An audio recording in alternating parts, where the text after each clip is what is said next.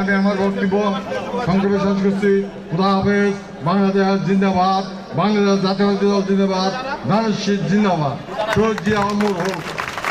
আমাদের মধ্যে ইতিমধ্যে উপস্থিত হয়েছেন ঢাকা মহানগর পশ্চিম ছাত্র দলের মৃত্যুঞ্জয় ছাত্র নেতা, আমার প্রাণপ্রিয় বড় ভাই সংগ্রামী সভাপতি মোহাম্মদ রবিন খান।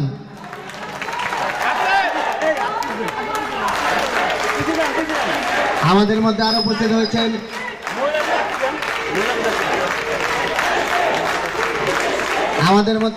হয়েছেন মিরপুর থানা ছাত্র দলের বিপ্লবী আহ্বায়ক অনিক রহমান ভাই। আরো উপস্থিত আছেন শালী থানা বিএনপির যুগ্ম আহ্বায়ক কবির ভাই।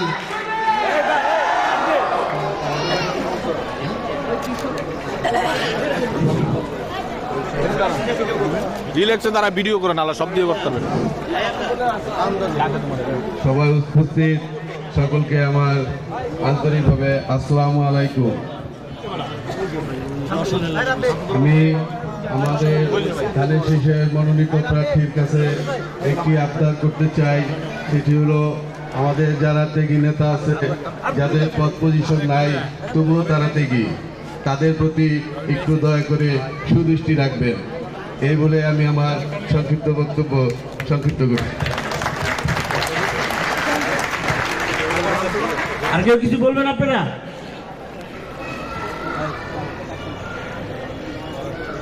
আমি দেখে দেন মানিক ভাই।